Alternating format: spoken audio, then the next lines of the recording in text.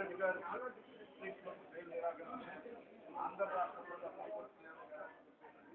ప్రజలందరూ కూడా పేరు కంపల్సరీ ఈరోజు న్యాయస్థానంలో కూడా మరి నెక్స్ట్ టైం కంపల్సరీగా బెయిల్ వస్తుందని ప్రతి ఒక్కరు కూడా రాష్ట్ర ప్రజలు కోరుకుంటున్నారు.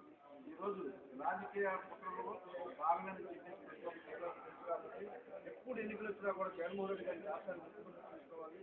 కార్యకర్తలు ఎవరు కూడా అధైర్యపడకుండా కంపల్సరీ ఇంకా రెట్టింపు వస్తుందో గట్టిగా పనిచేసి ప్రజల్లో కూడా ఇంకా ఎక్కువ సానుభూతి పెరుగుతూ ఉంది.